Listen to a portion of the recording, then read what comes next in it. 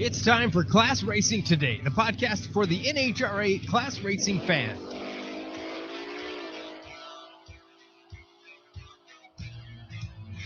Welcome back to Class Racing Today, classracingtoday.com, classracingtoday@gmail.com. If you have any questions or comments, you can send them that way. Remember, we start the show off every time with this because it's important that you know we don't charge for this show. If you get value out of it, you decide what that value looks like. Go to classracingtoday.com, click on the donate button, and you can choose what that value is. Everything's appreciated and very helpful, so thanks for all your support as we go forward. I realize every time I do, I breathe in. So that's kind of the start of the show. It's like some of the announcers I've heard, they'll say, y'all ready? And that's it. That's the beginning of the show. So, Brian, how are you today? I'm doing good. Awesome. I think that's what I say every time, too. It's just when you were talking about value-added coupons popped into my head for some reason. Nice. I'm like, is this going to be a discounted show today or a full price show? Discount. No discount. Class Racing Today. Also, if you are watching on YouTube, if you would be so kind as to push the subscribe button and hit the little bell, as they say. What that does is it allows us to see who's really watching the show and engaging with it. And as we get farther down the road in that subscribership, it will also give us opportunity for some monetization possibilities. That way, it still is a free product to you. No barrier to entry other than you have to click on the play button.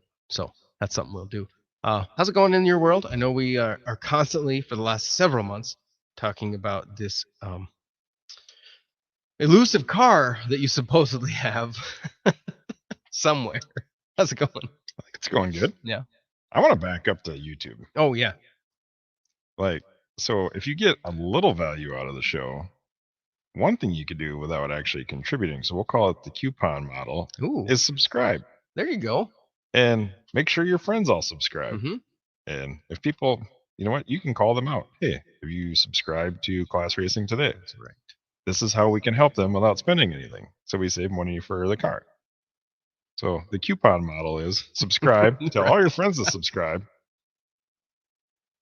I think we need a prize for like the 1,000th subscriber. Oh, brother. What's that going to be? A special call out on the show? Ooh, free t-shirt. We give them a ding from the bell. A free t-shirt if you're the 900th or the 1,000th. Both of them? Yeah. Interesting. I'd do a free t-shirt for every 100th subscriber. Oh, okay. I don't care. Maybe we'll hit 5,000. Hey, let's do it. 10,000, 100 grand. Let's do it. How many class racers are there? That's actually something that would be fascinating to know. I don't know if it matters. I want subscribers. Bots? Yeah, whatever. I don't know. We might get some. No, crazy. the bots are old. I don't want bots. Okay. But that is one way that seriously you guys can help us. Yeah. So just go to YouTube, like, subscribe. It's easy. We would be very appreciative. Excellent. Well, today, just jumping right into this because you clearly have some secret information we're not going to discuss about your car, so that's all right. We'll save that for another day. On the show today is a longtime racer, and I learned in some pre-chat that we had that he's got some footprint into the rock and roll world a little bit too, which I don't know. I'm all over the place with the interest that I have, so that's intriguing to me. Multiple class wins. Yeah. Like, this is interesting for me because, like,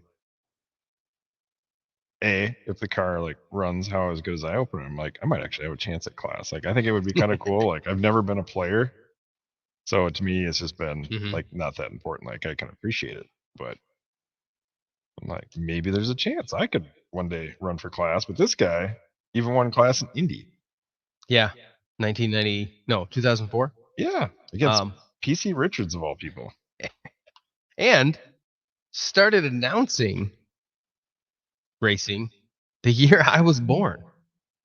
So 100 years ago, no, a while ago. He's still alive. He's still alive. Bruce Fulper is on the show. Welcome to the show, Bruce. Hey, hi guys. I got some coupons to give away. Oh, fantastic. Excellent. Hot dog. How's everybody doing? Oh, go excellent. ahead. So 1979, you start. How in the world did that begin? It was a GTO Club national event going on in Southern Ohio, and if I remember right, I think that the track, it was Ohio Valley Raceway, and I believe the track didn't even have an announcer, or maybe the guy that ran the track would say something every once in a while. And I thought, God, this is terrible. We need some excitement and entertainment, So I went up and asked the guy if I could announce. And that was my first time. I just walked up, and because I knew all the cars and knew a lot of the people, it just made it, a lot more feel good for all the guys that were running. And so that was the very first time that I announced anywhere, and then realized that, just realized I was good at it. I was just, to be modest. I do feel like a knowledge of what you're talking about is pretty critical. Like, it'd be funny, like Craig has an awesome radio voice, and he's really good at this. I want to see him announce, oh, here comes the shiny red car, smoking the tires. There it is. No, and that's another thing too. When I announced at the street legal drags for was almost 7 years, the majority of the cars out here at Pomona are all Hondas and all them rice burners. But, I made them kids feel like they were, John Force, never talked down to them, always talked them up. And I even for a while, it was really hard to do because of the hard-headedness of some people. But I knew what would be fun to try and get these kids into racing, maybe some class racing, was to, during all our events at Pomona were 2-day events. That's how many street racers there were out here. It was not uncommon for us to have 400 to 500 cars a day. Wow. And so what I got them to do, we only did it twice, but I made this little session where I told all the racers, I said, go out and make your runs, look at your ET slips. Now we're going to have this special race where you come up and put your dial in on the window, and you're going to run against somebody that's slower or faster than you. So don't jump the tree when somebody else, a slower car, moves first. And we did that twice, and it was just a heck of a lot of fun. But the guy that I actually got hired as the promoter, or not the promoter, but the manager of the street legal drags, the girl that was running the computer, she was lazy. She didn't want to be typing in all these ETs or all these dial-ins, because she was used to just a bracket race all day long. So I only got to do it twice. But my point is, I was just trying to make it fun for everybody. Yeah. Try and bring them in, make it fun. And man, we had some good times. Like that one picture you got there from Dyno Don Nicholson. Can you imagine? I'm announcing at Pomona, and an El Camino comes out to run, and the girl says, oh no, it came up on the computer screen, Don Nicholson. And I'm like, nah. And so when I got a chance, I ran out in the pits, and sure as hell, Dyno Don, who didn't live too far, just decided to come over and make some runs. And so I put him up against all the police, which was a regular deal at Pomona. It was called Beat the Heat, where cops would come out and race the kids. And so I put together a little show, and Dyno Don ran 3 of the cop cars and beat all 3 of them. And wow. That's me giving him a trophy. That's cool. That was a cool day. It'd be a really funny reality show. So now, go to the whatever California Pomona racetrack. You're basically going to detour off the first 14 or 400 cars. Or just into the track, from the street, randomly, straight in. Bring them in. Oh, that's a great idea. Think of the personalities that you're going to grab randomly off the street driving by. That would be the best. It's a shame that track's not open at least once a month. It just sits there and gets dirty. The sad thing is out of those 400 people, 100 are really going to have a lot of fun. Well, then nowadays you'll get some of these Teslas showing up. Oh man, Teslas. Oh, we had it. We had all that stuff showing up crazy. What's that little twin turbo car? Maserati. I think it was a Maserati twin turbo. A guy drove it in off the street, turned the air conditioner off because he was dripping water. Won 970s and drove it home. Wow. Well, they say like those Tesla plaids, and I am by no means like acknowledging that it's actually a car that belongs on the drag strip. But 10 O's, that plaid Tesla, because I was just watching some guy got asked to leave, and I don't know if it was Pomona. It was somewhere in California. There was a whole bunch of Teslas, and he was going like 16s in the 8th, and they asked him to leave. Like, that's... I need nothing. 16s. No, like 16. Like 6 points. 16. Yeah. Yeah. In the 8th. Like, heads up now. That's under 10 and a quarter. You got to leave without a roll bar and safety equipment. I can appreciate it. Yeah, but we used to have those problems with when they what was that hot little car Chrysler came out with? It was real popular for a all while. of them. All of them, yes. Where do we start? Do we go to the darts, the Bears? But they didn't have the Challengers. It's something else. Anyway, they didn't have SFI balancers or nothing, and it was very unsafe actually. But sometimes we'd let them run. Sometimes they would kick them out. If it was up to me, if they want to run. I wasn't the manager of the track. So 1979, you started this announcing scenario. How did you get to 2004 winning Indy? Walk us into that. We have the video clip of that. Do you want to watch that first, or do you want to get there? We can wait a second. I can tell you a little bit about the story that got me there. I had been drag racing since I got to California from Ohio in 1984. And I immediately just started. I'm a real pretty good car hunter. I've owned over 1,700 cars. Oh, my goodness. And getting to California in 1984 was still in time before everything went nuts. And, oh, man, I bought a mint. When you look at a car and the body lines are so straight, you just go, wow, that's... I bought a 66 Goat that looked like that for $400. I bought a 67 GTO off some young kid that him and his brother put a 7455 in with a cam and headers and intake and a carburetor. It only had a 650 Holly on it. The holy mackerel, I took that thing to the track and it ran 1320s with a 30-inch tall slick on a 355 gear. I was going through the traps before 5,500, running low 13s. I paid $1,200 for that car. But so I had cars. I was trying to drag race. I had some cool stuff and kept working my way up to something faster and faster. And I bought a real beautiful old time 67 GTO race car that had everything done to it, roll bar and some fiberglass, and I painted it bright red, but I never got to put it together because during those years, I was running my business, which is called Rock and Roll Engineering, which was started before the internet, or I probably would have called it Pontiac something. But before the internet, it was anybody that knew me knew it was an inside thing. It's kind of a name because most people knew I play guitar. So I when that name popped into my head, it just sounded so cool, Rock and Roll Engineering. So during that time, Phil Monteith, who owned the car that Peter Biondo drove, he was getting me to sponsor him, which I did on parts. They run my valves. I forget what else, a couple other items. But I got to know Monteith pretty well. And then when they won the 96 championship, we started talking because they got a brand new car from Pontiac.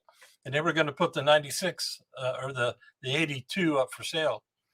And I got to talking to him, and we made a deal where he, he saw how good the new 428 combination was doing, which is, I'll get into that in a little bit. But he wanted that combination. So I ended up providing Phil Monteith with everything to make a 428 like I was running. and some money, and he let me make payments on it. And so all of a sudden, I come out of having bracket race cars and street cars, and I own the 1996 World Championship IHRA Superstock car. And I'm like on cloud nine. Now, I got to say this real quick, but I wish you could find, and I don't know if you can, I haven't been able to find it. I know it's out there because I've seen it. But if you go back and watch the Indy 1996 finals in Superstock, when Peter come through the lights and lifted, the car crab walked really bad. And you can see his eyes in the helmet just getting big, you know, and he's in the brakes. And it's like, ah. So I asked Monteith before I got the car, I said, did you figure out what that was? He just kind of laughed. He goes, yeah, we fixed that. Well, guess what? I built 400, put it in the car, went all the way up to Sacramento racetrack, my first run in a divisional race. And I was just praying that I could at least run under the index. I had no idea what I had a set of my ported factory heads on it and big cam and a 750 Q-Jet. And it ran under the index on the first run. I let off the gas and that thing just crab walked. That scared the hell out of me. I even had a couple racers come over and said, "What's wrong with that car?" I said, "I don't know. I'm going home." I loaded it up and came back to Southern California and started tearing it apart because it was hard. It's tough to figure out what would cause a car to do this, you know? And so I had to get into the rear end and I'm taking it apart. And all the bolts and all the four-link were fully threaded. That means there were threads in the brackets and everything. And those threads were just sawing away at those holes. All the friggin' four-link bolts were fully threaded bolts, and all the holes were wore out and wobbled. I had to get oversized bolts, really long ones, so I could cut them off and have a real long shoulder. So I put all those in the car and fixed that problem. But that was scary. So anyway, so I had a car that I could trust, and I was working on that 400. I even I out-qualified one of you guys probably know these type of people in NHRA that can't make their cars run. So they whine to NHRA about getting their horsepower reduced. Unfortunately, I know too many of these people and they're in my world, and I'm not going to mention any names. You might be able to figure out who they are. But anyway, I out-qualified this one guy, this one whiner. I went 10:04 and he went 10:05, and I got to put that on my Facebook page, you know. And of course, he was just hotter than the beans, you know. But I mean, facts are facts. I out-qualified him, so I left it on the table, and I was happy. But that was 3 years. Then it had to be fall or the end of the season in 2001 when the new horsepower, the recommendations came out. And of course, I go right to the Pontiac to see what's happened. And I don't know if you guys are familiar with this. 1973, 1974, Trans Am Pontiacs had what they called a Super Duty motor. It had round port heads on it, which was really something. 455 with round port heads. You know, a lot of potential there. And although only two of these guys realized the potential a little bit, and this is something these guys didn't know. You'll like this.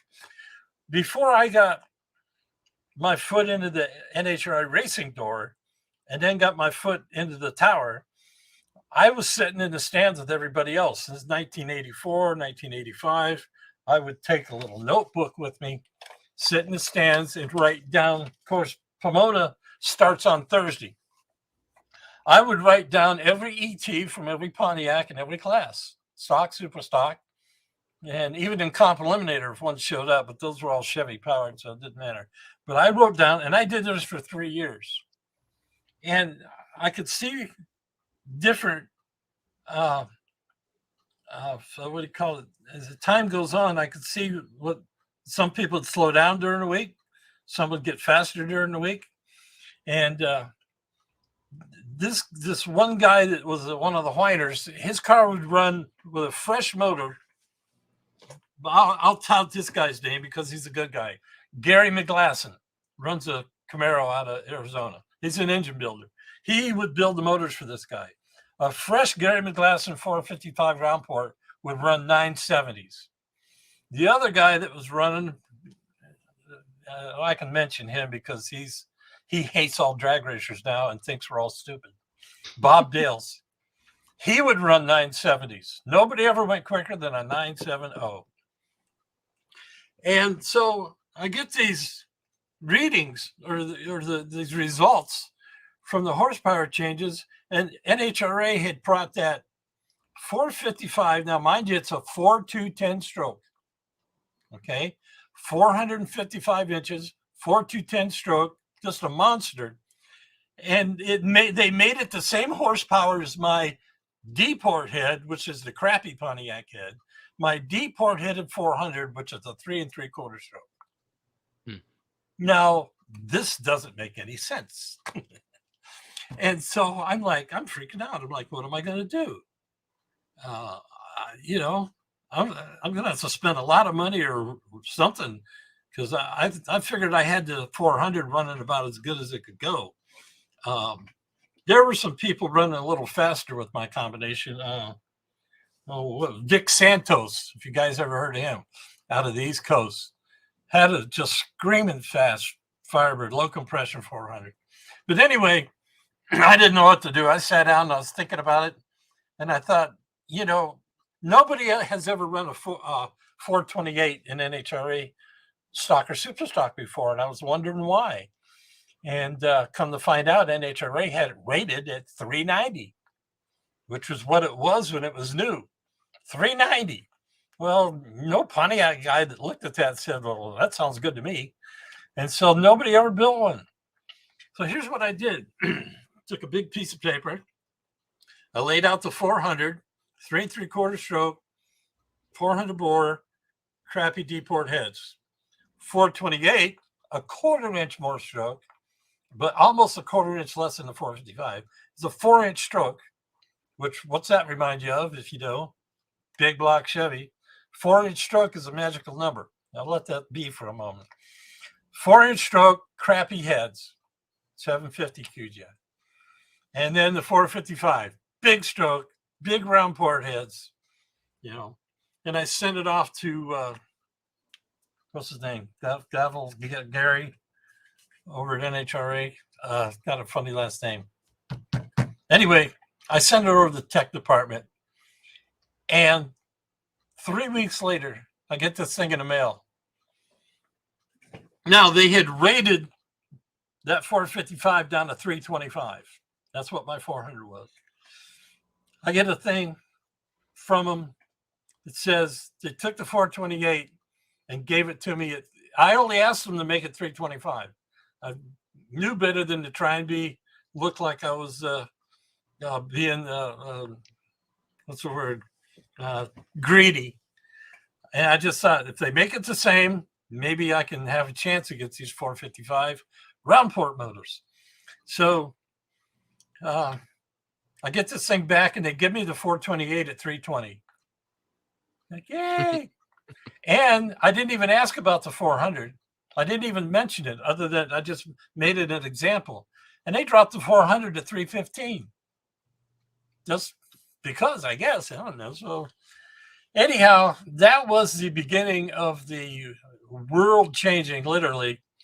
If anybody wants to be honest about it, well, if you just go back and look over what happened. I built the first 428 and showed up at Speed World in Phoenix, which was just a hot, dry, horrible friggin', oil on the starting line kind of tracks, just so stinking hot. But we had a divisional over there, and I didn't tell anybody what I'd done, because I'm not one to brag. If I do good, I'll be proud of it and talk about it later. But I never talk about anything up front. So I wanted to see what this thing would do. Now, mind you, the best I'd ever run was a 1004. That was the best. That was with the 400. I'm in these horrible conditions at Phoenix, hotter than hell, over 100 degrees. And I'm looking at the picture. It's up on the wall over here. The first run at Phoenix was 997. And I come back to my trailer, and there's like 30 guys standing around in a circle. They're like a school mom, going, "What'd you do?" And I lied to all of them. I just wanted to enjoy this moment for as long as I could. Well, I just told them I put new rings in it. And of course, now they'll all know. Of course, they figured it out the next time I was out, which was Vegas. And then the third time out with it was Pomona. And it was running so good, I just parked it. I didn't want anything to happen. I wanted to be able to take it to Indy. And that's what I did. So, but getting the 428 approved made two guys that had never run in the nines before that live close to you, all of a sudden, they're running 920s, and they're acting like they're a big deal, never mentioning my name. Robert Cruzen, you know him probably. Robert Cruzen runs a little Cobalt Super Stock out of Oklahoma. He won Super Stock at Pomona about 3 years ago. He's got a 428 Pontiac in that Cobalt. And there were several people that put the 428 in their Camaros because it was such a good combination. So I had fun enjoying that. Also, at the same time, I was bummed that, here I come out and I'm the king of this thing, and nobody asked me to build a motor for them. They just, and I can understand that. I'm not upset, but it's just like, gee, you would think somebody would come to me. Even a local guy that has blown up 4 of them. I ain't going to mention his name either, but he's a big-time Pontiac guy here on the West Coast. He decided he had to go to the 400 too, or the 428 too. Broke 4 of them now in 3 years. He won't even come to me and say, "What am I doing wrong?" I don't know. Anyway, so getting the 428 approved was just so much fun. I was looking forward to being the first 8-second super stocker, and never got a chance because you probably don't know this story. But coming home from Indy. Well, let's back up. Let's show the clip from Indy. Let's talk about Indy before we go. That's right. You haven't seen the clip. Yeah. Let's see my I'm in the near lane. Bob Unkefer calling this race. Yeah, I was just gonna say that. The highlight of my mechanical career right here, buddy.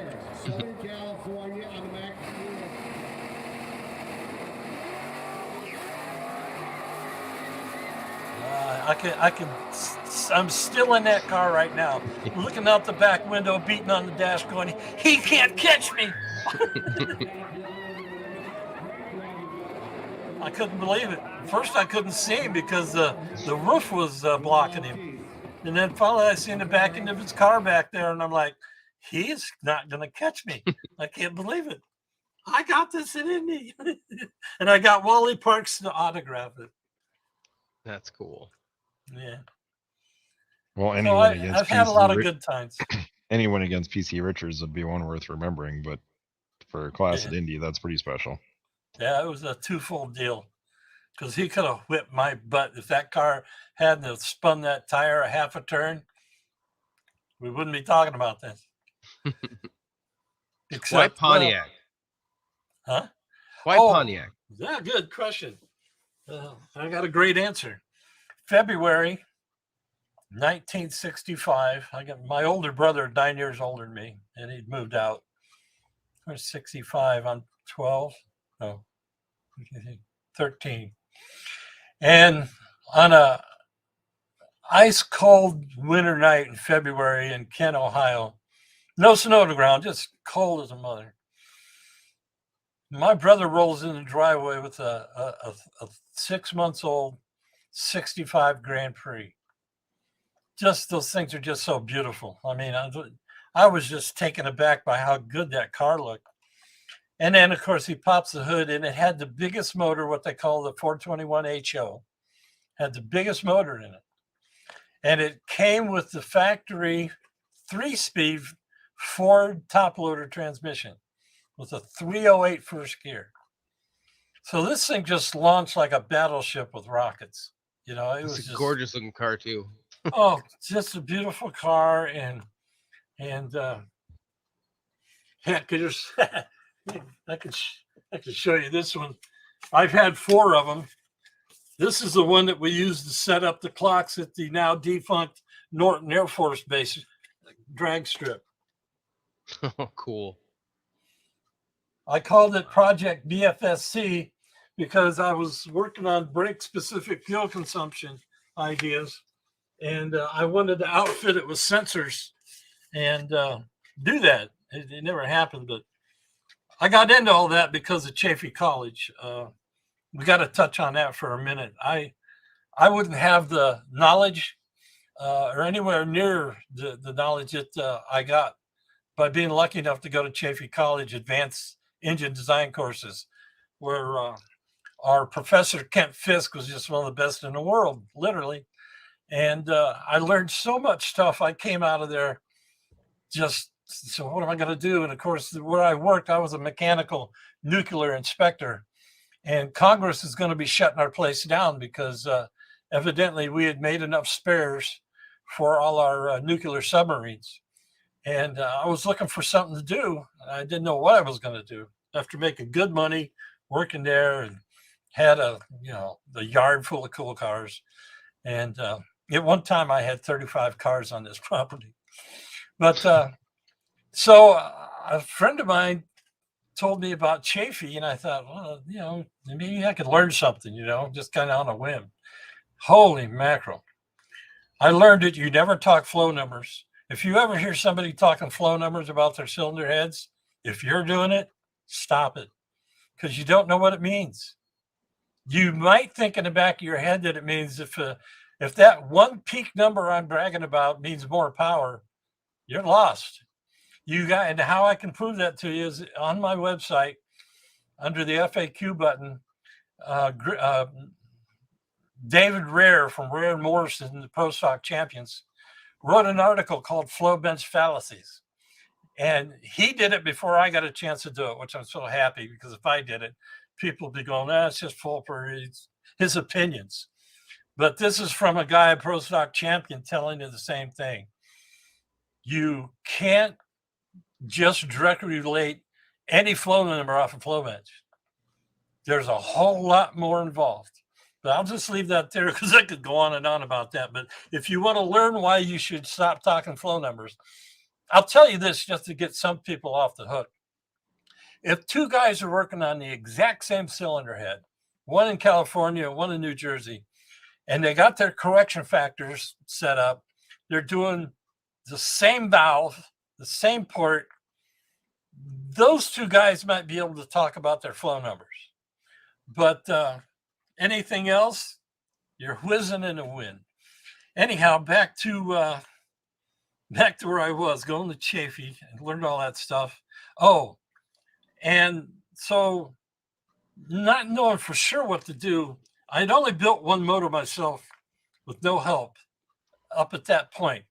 And that was I had a 69 El Camino I bought from the original owner. And I picked up a 300 horse 327 out of a 63 Impala station wagon. And I got Grumpy Jenkins' first book and built that motor going by what he said to do. And it turned out nice, ran nice, and I was really happy with that. And I thought that kind of gave me the confidence about thinking about this Pontiac stuff. I was watching all these different people in the Pontiac world and what they were doing. And I thought, man, I think I could compete, especially if my prices are down. I could probably keep enough business going through here. That was almost 30 years ago, and I'm still here today. Wow. But what got me going big right out of Chaffee to try something that I thought, what can I do to make the average guy happy? If I could build a motor that would make him go 11 flat on pumped gas, maybe I could have a business. So I built a 9.2-to-1 compression 400. Now it had a roller cam in it, had a tunnel ram on it, had 456 gears, but it was 9.2-to-1 compression. I ran on 93 octane, and I put it in this car. The rock and roll GTO. That's me at Memphis at the World Finals. I drove all the way down there and put up a 499 light. Anyway, so, but that car, I was hoping that car would run low 11s, and then maybe I'd have something to talk about. And of course, the GTO clubs out here, I belong to, they knew what was going on. Different people knew what was going on. And when we debuted the car, make it first runs, we went to Carlsbad. And like I said, I'm hoping for a low 11-second time slip. And, of course, Carlsbad sea level, cheese. And I let go of the button. I shifted it at 5,500, felt good. And came back around to the ET booth and picked that thing up. And it said 1072 at 123. And it's just unbelievable. It's really sad that the world's like this, but I split the Pontiac community right down the middle because one old timer said I was lying. And I was like, look, I'll pull the head off of it right now. I can't lie. I'm the last guy that could be able to try and cheat because everybody wants my head. I mean, the hater type people, which there's plenty of them out there. In fact, if you had live phone calls coming in, I'm sure these dirt bags would be calling. But anyhow, I know what I did. That's a good show idea. I know what was real. Huh? That's a good show idea. Part 2 with Bruce. Virtual tomato throwing. Yeah, we don't want to do that. But anyhow, I learned a lot from that. And it was just remarkable. I was really lucky. It was just something that turned out better than I expected. And then kind of shortened things up a little bit. I started in on the, when I got the Super Stalker and trying to figure out how to make it fast with, I had to have legal heads. I had ported low compression heads on it, but when the 428 came up, I thought, man, I know from school that a 4-inch stroke pulls on the head better. And that's the reason why I believe, this is just my opinion. I'll tell you when I have an opinion versus fact, because I have a lot of facts. And some guys want to say, oh, that's your opinion. I'm like, no, this is something I've tested. But the 455 with a 4.210 stroke, I mean, that's only 40 thousandths away from 4 1/4. That gives you an unreal high piston speed. And to me, the thing just kind of tops out. It can't breathe well. These things, and now we're talking about two guys. Bales was a pretty good engine builder. Gary McGlasson's an excellent engine builder. And the guys back east that never had a 9-second ET slip, but they bragged about spending $150,000 on their motor, didn't have a 9-second ET slip. And I'm thinking, I got to build one of those and find out where the wall is, because there's a wall in that piston speed, I believe. And I'm thinking that if I can cam that thing right, I could make it a better combination. Well, I hope to do that someday. But in the meantime, you saw the video. I won class. That was Friday afternoon. The first round of regular racing, super stock elimination, Sunday morning, I lost to a crazy car cover guys, Tony DeFrank. And so I loaded up and coming through Missouri that Sunday night, full moon night, this 18-wheeler comes over the hill behind me, falls asleep, hits me at over 100 mile an hour at the bottom of the hill, just drove right into the trailer, bent the car like this, which unbelievably, a guy that lent me his Z28 Camaro to get the grade point so I could go to Indy. I didn't want to throw that shell away. I just thought maybe somebody would like to save this thing. After all, it's the 1996 championship car, And so Scott Case down in San Diego, I gave it to him, just for being a nice guy a year earlier to let me borrow his car. I mean, I get that trust from people. I've driven a lot of other people's cars, and trust me, I appreciate that. But people know that I can drive.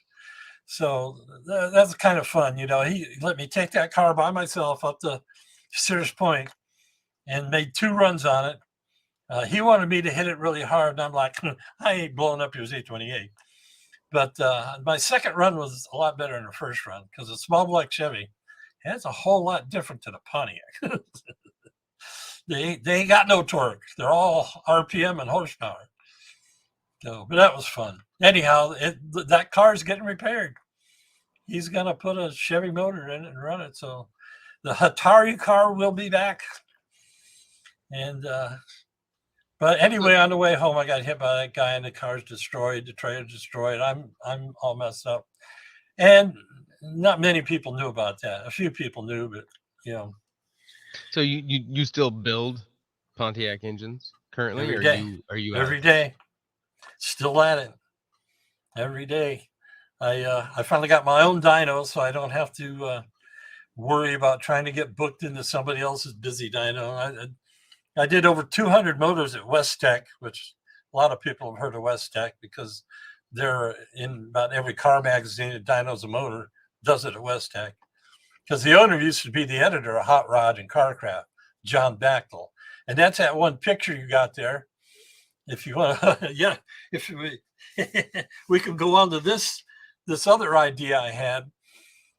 Matt Smith, there's a picture of a guy with a set of calipers measuring the bore of a motor on a dyno.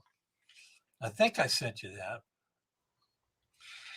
Anyhow, Matt Smith had just become the editor of Carcraft. And he saw some of my 455s over at West Tech and got pretty excited. And he goes, man, I want to do an article with you. I said, great, because I've been working hard on trying to develop the camshaft on these 455s to keep bringing the torque peak as low as possible. Because I thought, well, if the torque peak's really low, you don't have to wind it up to have a lot of fun, especially if it has a lot of torque. Well, my high water mark right now is 626 foot-pounds at 3,000 RPM. That's a fun car to drive around the street. You talking about that? Yeah, that's him. Measuring the bore at the top and the stroke. And let me tell you this story, how this happened. Matt Smith didn't want to do a 455. He goes, everybody does a 455. What else can you do? And I built a 350 for a guy over in France that wanted to go street racing. So I built a pretty hot 350, but it was before I started dynoing all the motors. But he got the motor, and within weeks was just emailing me, telling me how much he loved this thing. He was beating everybody, hadn't gotten beat yet. He was just having a lot of fun. So I told Matt, I said, let me build a 350. And of course, like most people, when you say Pontiac 350 to them, their face looked like they bit a lemon. Yeah, what do you want to do that for? And I was like, I knew I could do something good, especially if I went full out on this thing. And of course, you know, I wanted to keep it some kind of pump gas. So he finally agreed to let me build the 350. Now, hang on. This was another one of those deals where I had hoped that I could get close to 500 horsepower on a 9.5 to 1 compression 350 on 87 octane. And because it was kind of a big deal, we did it on a Sunday. They closed the place down. They didn't want anybody bothering us. So we could just work on this thing. And it was timing and jetting and timing and jetting until we maxed that thing out at an unbelievable 41 degrees of timing is what that thing wanted. 41 degrees, kind of odd, but that's what it likes. So that's why we dyno, because you never know what you're going to learn. So because Barry Grant had sponsored me on the carburetor and fuel line parts and a complete nitrous system, of course, he wanted to have a nitrous run on the thing. Well, I wasn't really crazy about that. I do nitrous for people, and but I'm conservative, like I approach a lot of things, and I like to see how much power we can get with the least amount of nitrous. And so, but we had the plate system on this 350. Anyway, I'm getting ahead of myself. The last run, late in the afternoon, that we made on that thing before the nitrous, it made 540 horsepower. It's little pump gas 350. Wow. Now, mind you, I'll let a little bit of the secret out now. It had a big cam in it, but still, it's a 350. It's a Pontiac, and the owner of the dyno, well, there were two guys that were part owners, but the one owner came in. He goes, you just beat the Gladiator. I'm like, well, what's a Gladiator? And what's the guy who used to own Conch Cams? Doggone it. Don't remember the guy who used to own Conch Cams. Anyway, I'll think of it in a second. His prize motor that West Tech kept there to do tests with on Conch Cam parts. John McWhorter? No. Bob Woodward? No. You'll find it. Anyway. Ivers? No. Conch Cams. No, Ivers was a long time ago. This was recent. All right. Anyhow, my Pontiac made more power than its 350, and I got to email him and Ron Coleman. No, he's a worker. All right. It says owner, but all right. Sorry, the interweb's lying. Well, if he was an owner, it was a long time ago. That's right on the tip of my tongue. He'll kill me. Anyhow, I know him really well. We're good friends. But Scooter something. If you find a Scooter, it's him. Anyhow, so that was kind of cool. I hear my little 350 beat, Conch Cam's owner Scooter's prized possession. And so I'm just happier than heck. I can't believe it. We're dancing around the place. And so we had to make this nitrous pull. So I only put a 125 shot on it. Didn't touch the motor. No timing, no jetting changes. Just put a 125 shot on it and hit it.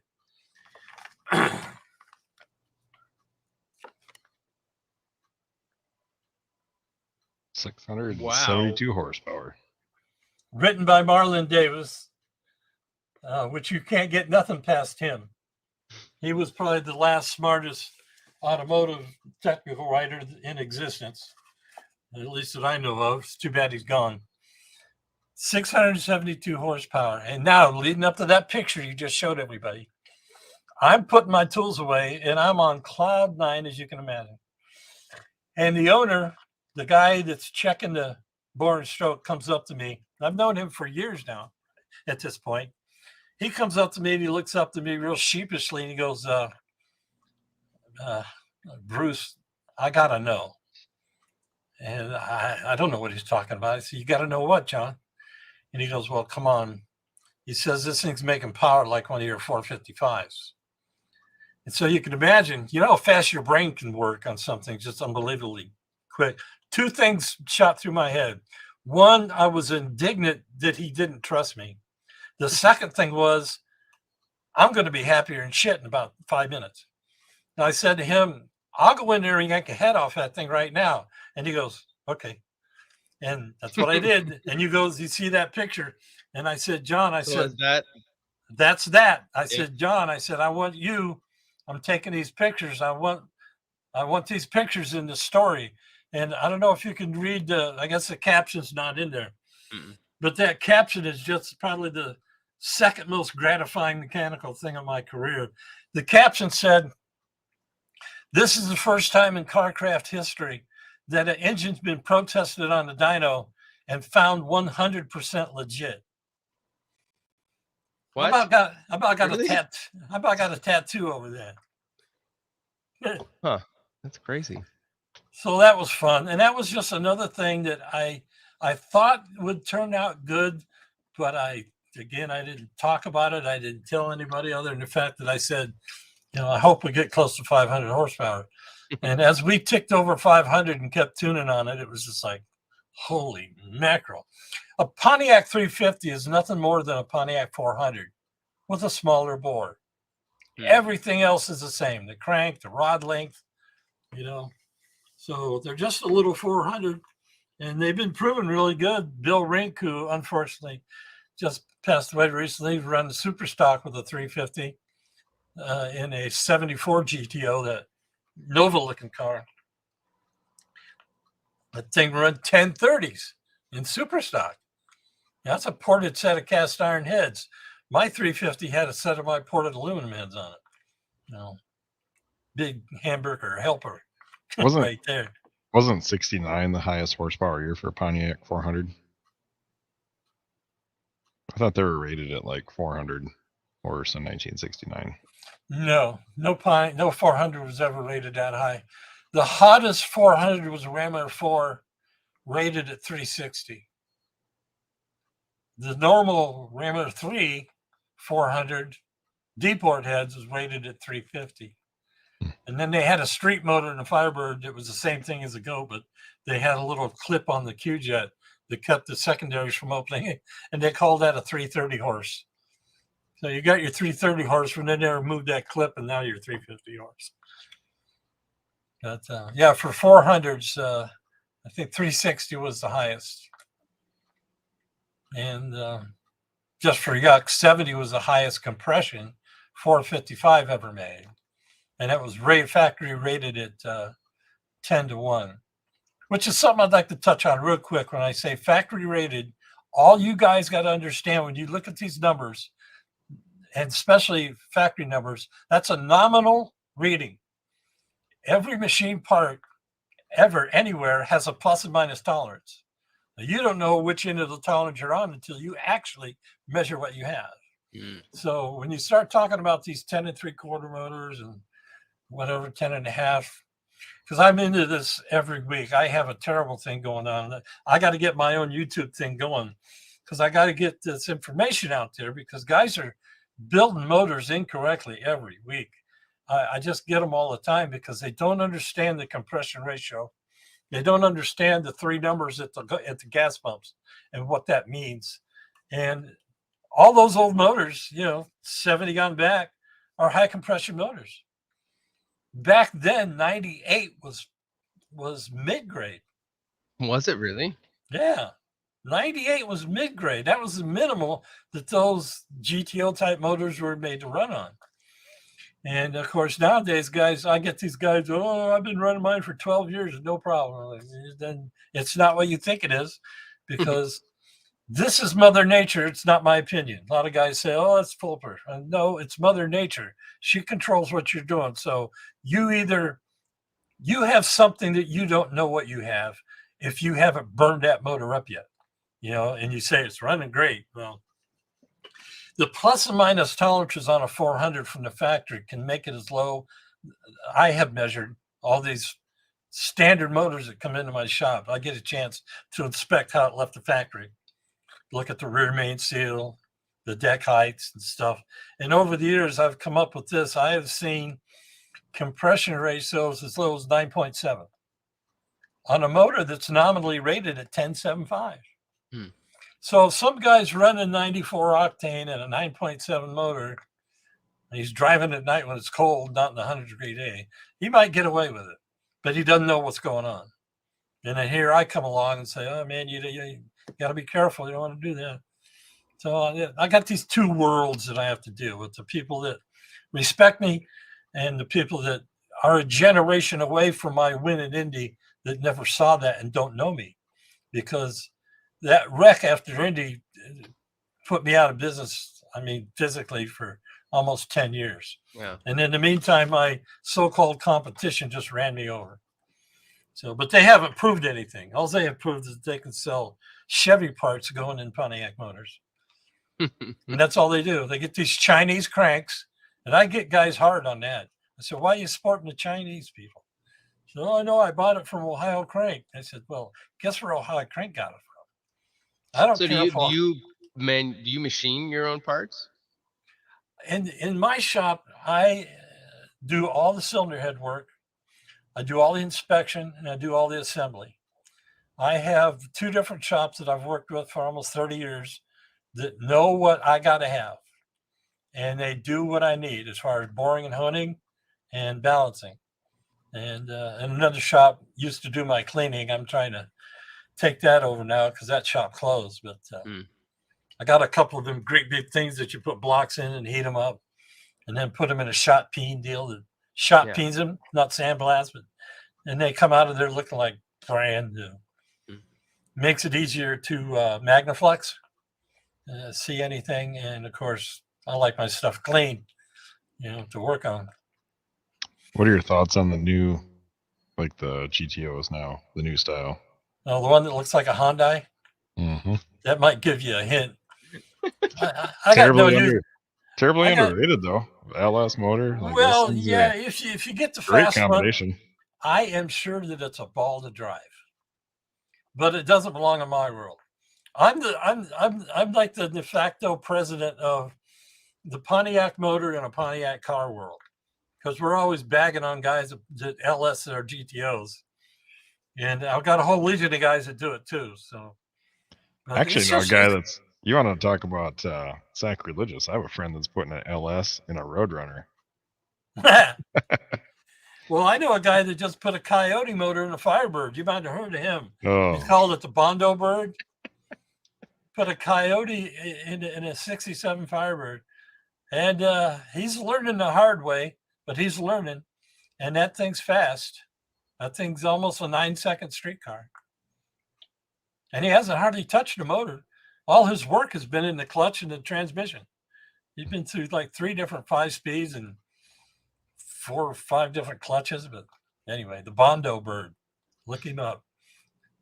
He apologized to me when he was doing it, because he likes me. He knows I'm a Pontiac guy, and he was when he got that Firebird. But for some reason, he liked that Ford motor. Josh Godinzin. I don't screw up his name. So I don't think Chevy's actually full on sponsored NHRA like Pontiac. Were they ever was it ever the Chevy show, or was it just the Pontiac show? Yeah, you'll have to go back in time. They swapped every year for a long time.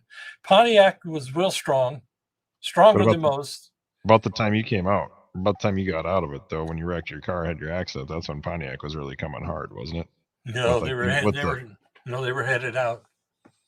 They were headed out. I remember the year they came out with the rule. Pontiac Motor Division said, if your car isn't within 3 years of being new, you're not getting any money from us, no matter if you win a national event or not. And so that's when the GT classes started.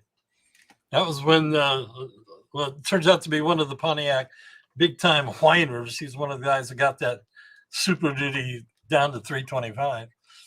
But I'll give credit where credit's due, no matter how much I dislike somebody. But he's the one that actually invented the GT class.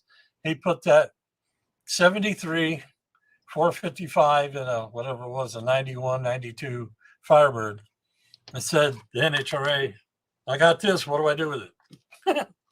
And then they invented the GT class from there. Where at the time you could put any motor from any year in the same brand name of any year car or truck. So that was cool for a long time till they actually opened that up quite a bit later. Yeah, you can run a Buick in your Pontiac now if you want to. Of course, a lot of guys run Chevys, but there's a few of us diehards out there.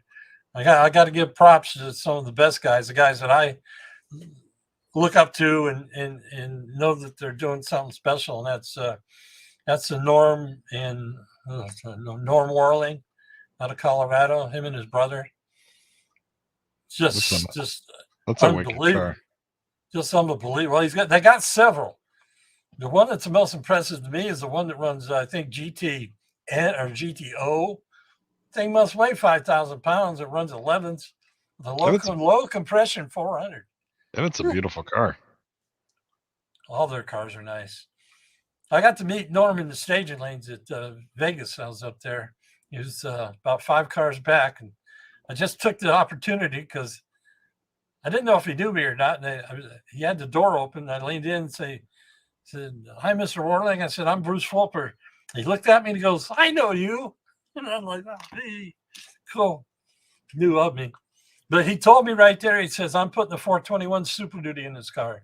Because that 62 Catalina had been a 389 up until 2 years ago. And the rating on the 421 62 Super Duty motors out 405. I said, how are you going to be competitive? He just winked at me and he goes, you'll see. And they got NHRA dropped the horsepower to 385, which is still pretty big, but that car flies.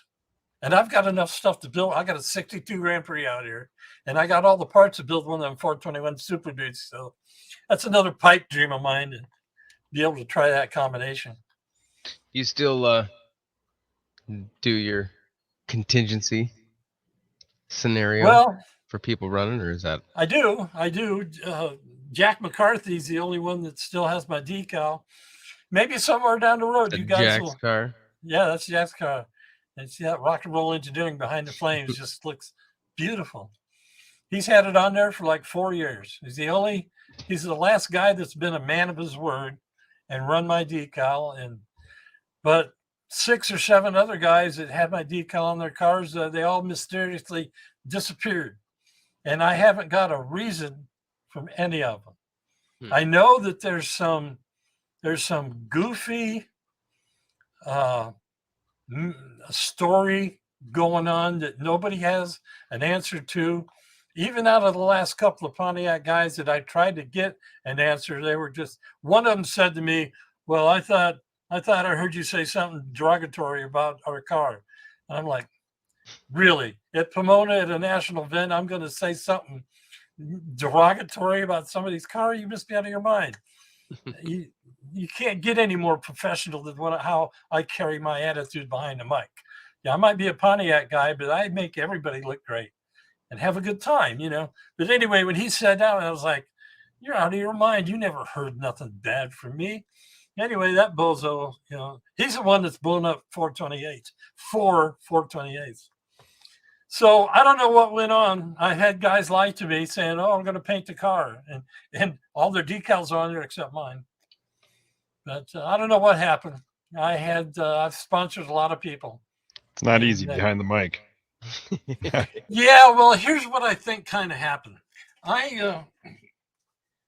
As I progressed into being in the tower a lot, besides racing, and I did this one year on the hood of my car, down there. It was their happy anniversary. Yeah. Yeah. I put that on there. And of course, you know, I ain't lying. We're hunting for exposure. And I thought maybe that would work. Well, it did, you know, I got that picture in there. But I think what happened was, I think some of these small-minded people thought that I was going to be treated better somehow because I'm rubbing elbows with all the bigwigs. I knew all the bigwigs, you know, we were friends, but they certainly would never do anything for me, you know.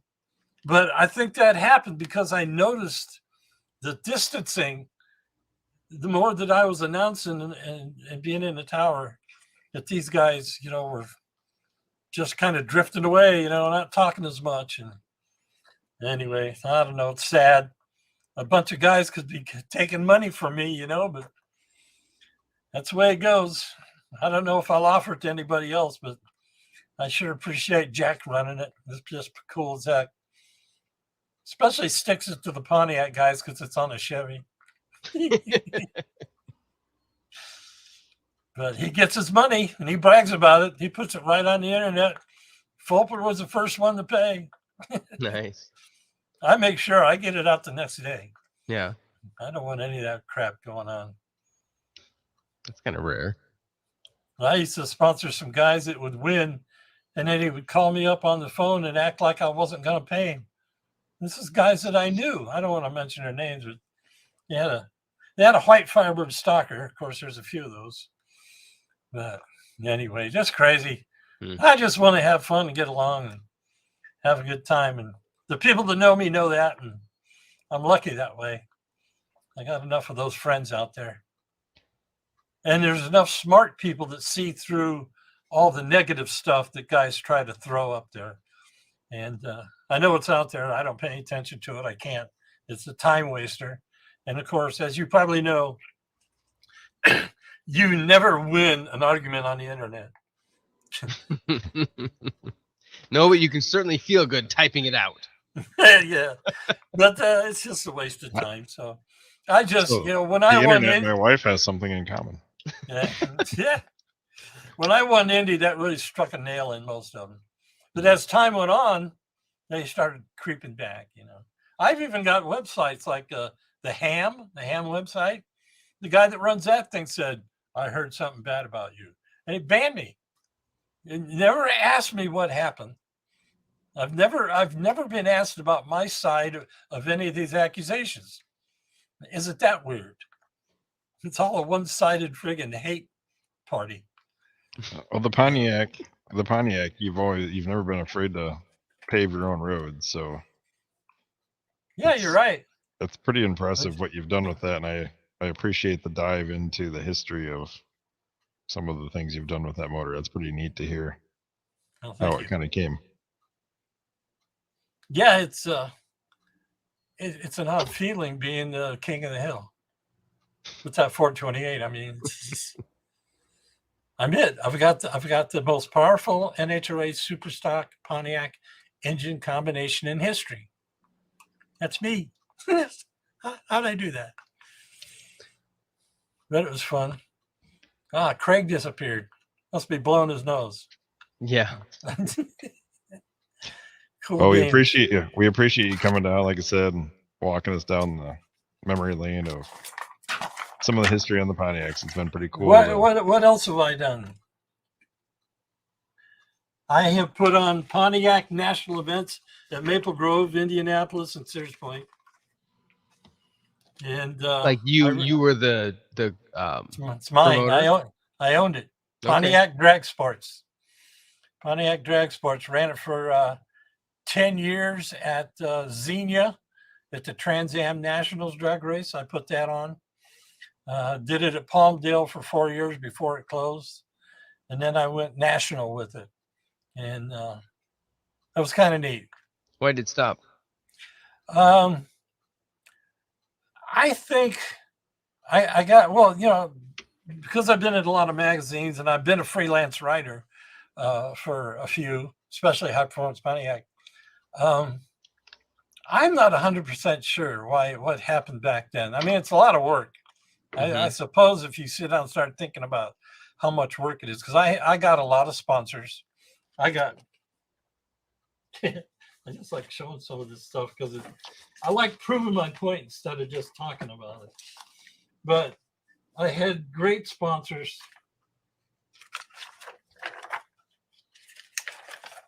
Yeah. If you it's hard getting this thing held. You can see me holding the Edelbrock head box. Mm-hmm. Edelbrock gave me 3 sets of heads for every event I put on. All I had to do was call him up. And that's when, oh, doggone it. Please remember his name. Anyway, the advertising guy there at Edelbrock just said, all I had to do was call him up and tell him I had an event coming up. And if it was a small event, I'd get 1 set. At the national events, I got 3. And that's the kind of relationship I had with some people. So, but it's just an awful lot of work. Yeah. And then the Maple Grove race, I got to meet all these back east Pontiac guys. And unfortunately, some of them who are good racers, I respected, had come up in the tower when we were going to start the heads up portion of it. Because I had what I was trying to do that nobody else has ever done. I got to get this out there because not to pat myself on the back, but I wanted a fair Pontiac heads up category, have some rules, mm-hmm. and go around the country. Guys they could race against somebody that should be close to their car, right? So that's what I was trying to get implemented. And so I'm doing this class at Maple Grove, and I'm not going to tell you this one redneck's name, but he's well known back there. Him and his brother both raced at that time. They were fairly fast Pontiacs. But he come up in the tower and just started yelling at me when I wanted to start that category. He goes, because I had one of my alcohol motors in a local guy's car here in San Diego that we took back there. And so this guy come up there thinking that I brought some rear back there and we were going to kill everybody and take all the money. And why was I doing that? I was like, dude, settle down. That's not true, you know. But George Case, the manager at that time, that kind of rubbed him the wrong way. Now he knew the guy was being a jerk, but he still didn't like it that the guy was creating so much negativity. So I think that just kind of killed Maple Grove out of the deal. Of course, but being on the West Coast, I would have done some more. But that's about the time after I did those 3 national events is when I started the 10-year run at Xenia. And so I just, that's me coming all the way from California to, Southern Ohio, and had a lot of fun. I gave away motors. I gave away ported sets of Edelbrock heads, just all kinds of stuff. We had a great time. I got tons of pictures from them 10 years, but it was the 10th year that I got nailed by that semi coming home from Indy. And that took the Trans Am Nationals out of the picture. Yeah. What keeps the sport going forward? I mean, with gas, where you're at, it's $6-7 a gallon. The gas you race with is higher than that. What keeps the sport continuing going forward? I don't know how much it's going to continue, because in my view, we got all these $150,000 race cars out at these local tracks on Thursday night.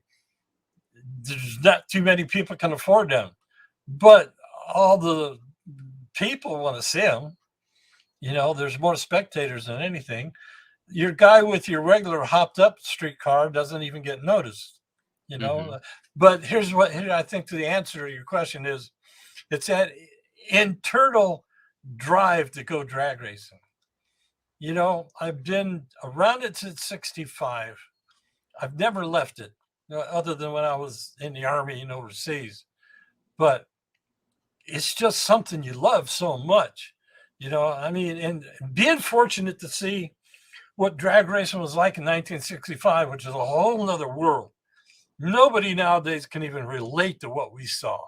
No, and the kids growing up have no clue about those kind of vehicles. So what do you do to get them to get the bug into them? How do you get them hooked? Well, most of them just like a cool car. I've just recently met some young girl, and don't worry, I'm keeping her at arm's distance.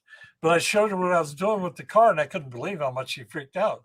And I said, "Look, I'm going to have 2 of these. I can't drive them both." So that's it, is to dangle a car in front of people. Oh, and she's like, she goes, "I'll work on that car." I'm like, we'll see. That'll be fun. But that is interesting. Like the future of, when we talk about it all the time, like stock, super stock, the future is to get more younger people in. Yeah. And I mean, whether it's the newer cars that's all they got.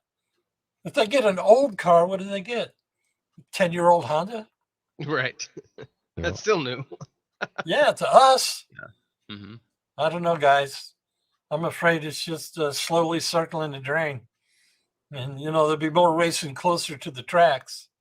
But some of us that want to travel, man, it's really biting us hard, Gas prices out here are nuts. But at least if I go east, the gas prices come down a little bit. They tend to drop as you move, yeah. Yep, getting out of California. I'd move, but I don't know where else to go. Growing up in Ohio and all that winters and having 2.5 months to go racing. That's what it seemed like. Sounds like a lot of people are moving to Texas from California. Yeah. Winter does make racing less expensive because you can't do it as much. Oh, you're exactly right. I brought that up a few years after I was out here. We were talking about that, and I was like, I'm pouring money into this car 12 months a year. Yeah, here we get a solid 4 months at best. Yeah. Or Bruce, it's a destination, Yeah. Bruce, where can people find you? Do you have a presence on the interweb that you can point people to? Well, a couple of places. I mean, to talk to me, you can just go to Facebook, type Bruce Fulper in there. And then, of course, my website is PontiacEngines.com. I was so lucky to get that bot when I found out what a search engine was, because I first got, I didn't know I didn't know nothing about nothing. Come to computers, and so the first thing I picked for a site was Pontiac Power. About 6 months later, I'm starting to learn more and more about search engines, and somebody sits down and they want to buy a Pontiac engine, and what are they going to type? Pontiac engine. And so I went to the place that sold the domain names, and I bought both of them, plural and singular. And so I haven't had a guy drop the ball with that one. I tried to sell it to Pontiac, but it was less than a year later is when they went upside down. Yeah, I was hard up for money, and I thought, right, you know, I need money. I'm a real pragmatic guy, and I do things that are good for me, but maybe not that would freak you out. Like, I had one of 7 1962 aluminum front end Catalinas, specially built by Ray Nichols Engineering for Howard Ramsey's Union Park Pontiac. Why? Yeah, I that was in my possession for a year. The governor of North Dakota gave it to me without giving him a dime, because he trusted me to pay him the $30,000 he was asking for it. Wow. And I got to sit in it for a year. At the end of that year is when the Cold War ended and the Middle East broke out, and the old car market just dropped like a hammer. I had all these cars that he knew I had that I was going to sell to get the money to pay for that Super Duty.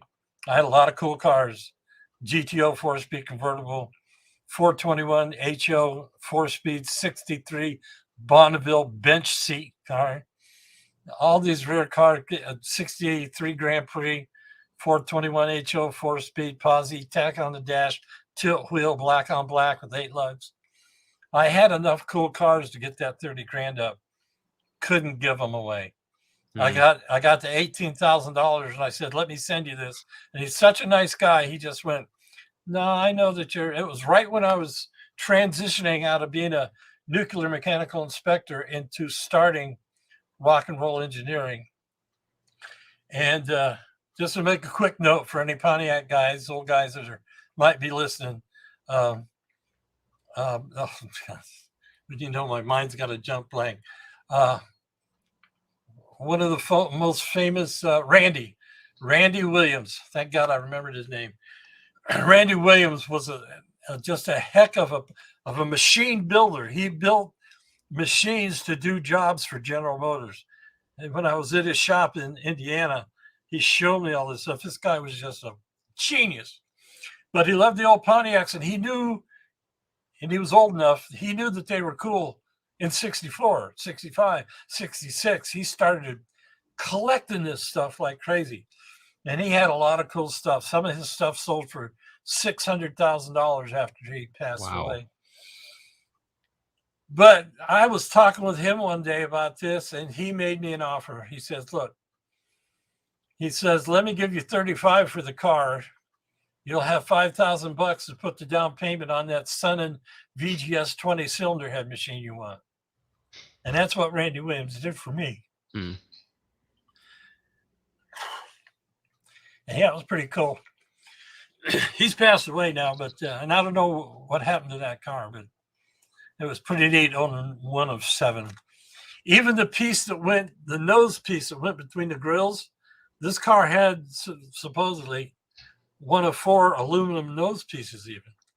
It had everything, the rear bumper, the whole front clip.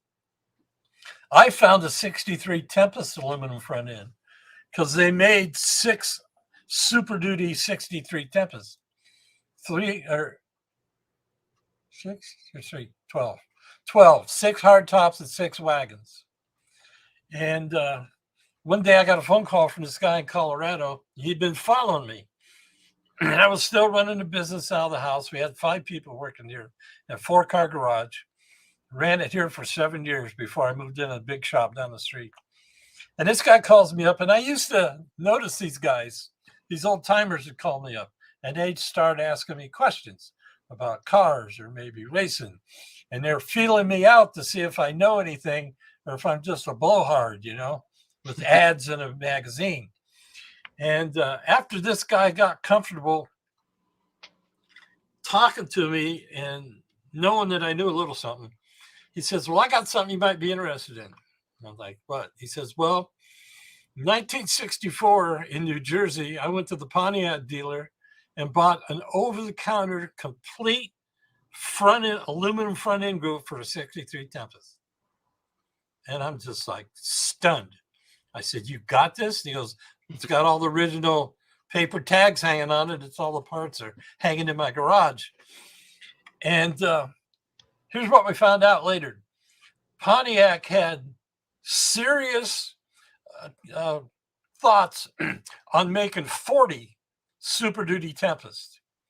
And so what we believe is, from what little information some of the guys at Pontiac were able to find, they found the invoice.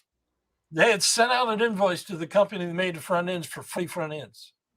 But that's it. Nobody's ever seen or heard anything. Well, we're pretty sure that this must be one of those front ends from that order. And so, I'm frothing at the mouth and making a mess. And I'm like, what do you want? He goes, well, here's the deal. I've got a 63 Tempest I want to make a hot streetcar out of. I don't want to take a chance on ruining that front end. So I want a fiberglass front end. And I want a roller cam. And I want your ported Edelbrock heads. And I want a Victor intake manifold. And I want a set of headers. And I'm sitting there ringing all this up. And for me, it come up to just about $7,000. And man, it was like the middle of the night. I shot out there. That was in Utah. Yeah, he was west of Salt Lake City, 75 miles. That's out in the boonies. 75 miles of salt. Anyway, I brought this stuff home. I got pictures of it. I used to put out a little publication. We would write about what we were doing, and we would write about other people's cars. Yeah. It's called the 421 Club. Little magazine I put out for about 6 years and had a lot of fun doing it. Anyway, I put the pictures of that front end on the front cover of this, and people were losing their minds. Well, this Randy Williams, this collector, had a Tempest wagon that had been in a wreck, and the front end was smashed beyond repair. I mean, flat. And he gave me $12,000 for that front end. And I drove it to him for that kind of money. I was so scared. I was scared coming home with it. I had it all wrapped up individually in big blankets and stuff. And I'm thinking that somebody's going to, rob me. I was paranoid, man, with that. Oh, and then all the way back to Indiana. But that's drug money. But yeah, I've come across some cool stuff. I've been very lucky we could talk for a long time about some of the other cool cars I've owned. I got one real quick for you. Well, where are you at? Where are you here somewhere?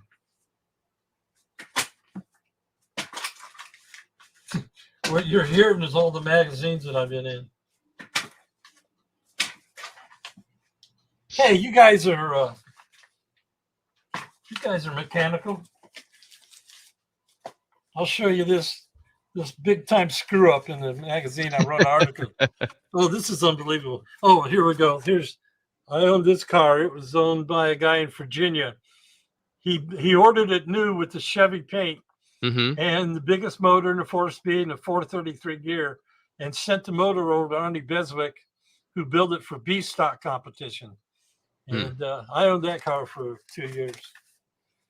But now on your crankshafts, on the edges of the crankshafts where you got that fillet or fillet or radius, whatever you want to call it, you guys hip to that a little bit? Yep. Maybe. Anyhow, the bigger the radius, the stronger that joint is. And so something that I pioneered, this is a cool little deal. You're like this. I was lucky enough to meet Smokey Eunuch and actually spend some hours with him. And one of the things, the very first thing I asked him was, How did you make Fireball Roberts' 62 Daytona winning car run for 500 miles at whatever, 6,500, 7,000 RPM?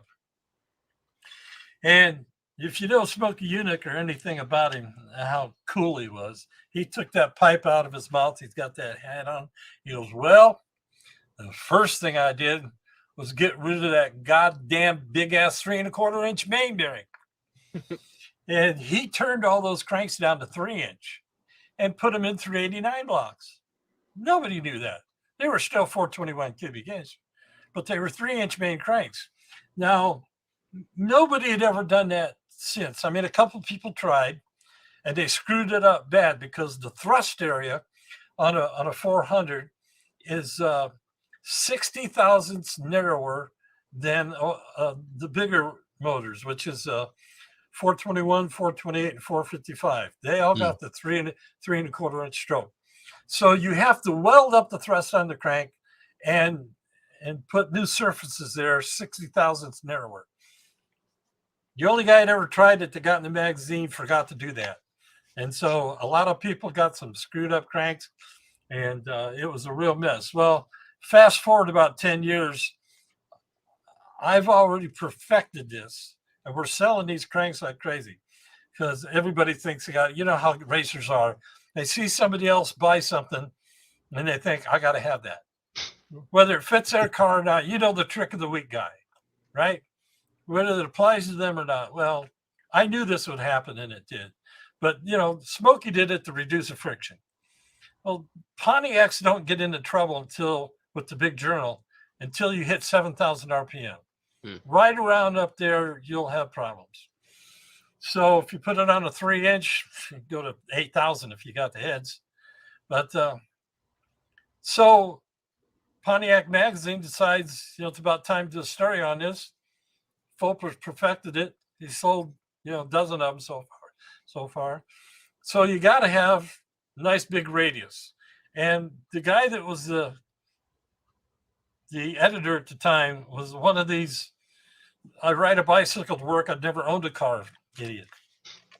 And talking to him to make sure he got stuff straight was like pulling teeth. So he makes me trust him on the little diagrams they're going to put in there to make the radius bigger. Now take a good look at that. Tell me how you're going to make that what they call radius cut below the surface. That's the kind of stuff I've had to deal with over the years. Holy mackerel. And they were like going, oh, any ink is good ink. And I'm like, no. Yeah, that until it's bad. Yeah, that old retort's not accurate. Well, I definitely appreciate your time today, and it was fun to dive deep into the Pontiac world. It's pretty neat, somebody that's that passionate and that specialized. Like you'll have to listen to this about 3 times and you'll still catch parts out of it. So it's pretty neat. I appreciate your time. Like you said, you've been in kind of all aspects of it, so it's always neat to hear some of the old stories. And I could say I talked to somebody that beat PC Richards for a class when we went to Indy. That's pretty cool too. Yeah, well, I got stories for days. PontiacEngine.com is the engines, website. Plural. Engines. Plural, yeah. Pontiac Engines. PontiacEngines.com. You go there. The website got screwed up because the people that host it told me that my editor was too old and it wouldn't talk to their equipment, and it eliminated almost all my pictures. Oh. And I haven't figured out a new editor yet, so I can get in there because I want to keep the site as is. If you go there, I get compliments on it because it's a nice looking site. But now there's like 50 pictures missing. Mm-hmm. But anyway, there's one of the best places to go on my site besides the whole front page is to click on that FAQ button, because I've got a lot of tech stuff on there that put some of these inventions by non-mechanical people that are in the Pontiac world to rest. There's a lot of dumb stuff out there. Is that unique to Pontiac?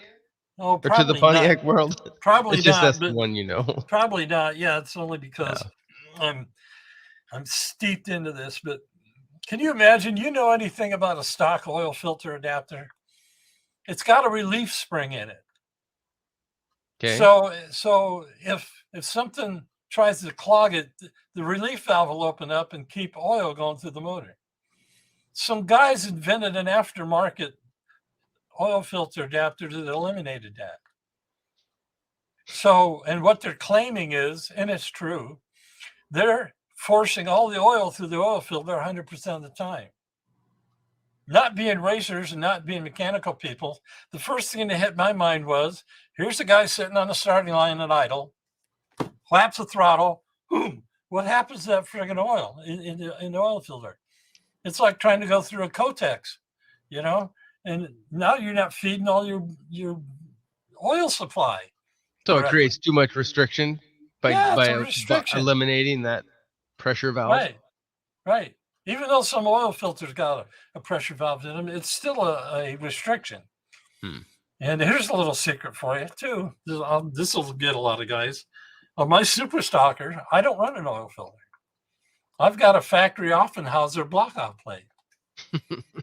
And people go, well, what are you doing? I'm like, two things. If my motor isn't clean enough to run out without a filter, that's my problem. Two, I'm never going to have an oil filter problem. How many times have you seen an oil filter blow up on the starting line? I mean, I've seen it twice because guys, they put too much spring in the oil pump and they're all jazzed up, getting wet, sitting in the car, looking at the oil pressure gauge, sitting at 100 in idle, not realizing what's going on functionally. You know, look at the oil pressure I got. That very weekend, the guy showed me that Monday morning, we had his motor apart on the table and all the main bearings were copper.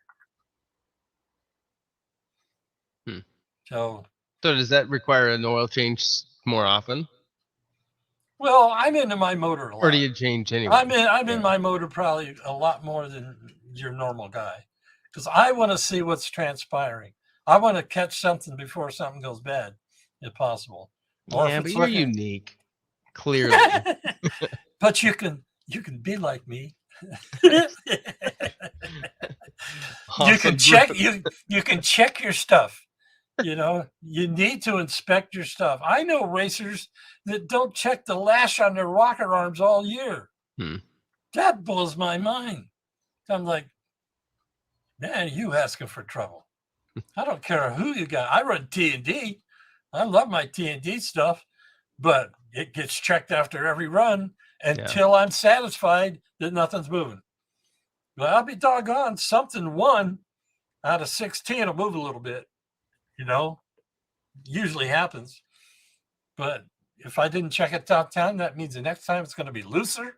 Anyway, I check my stuff after every run. Awesome. I wish I had a clear oil pan.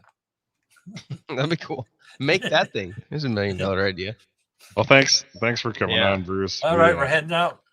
Yeah, we could do this all day, but maybe somewhere down the road we can do another one. And I'll put together a bunch of different stuff to talk about. That's the call-in show. Well, I like to get the haters out. When you come to North Dakota, you can do live. You can do the live in studio. There we go. Then we'll do that one. It'll be a 5-hour show. Excellent. Yeah.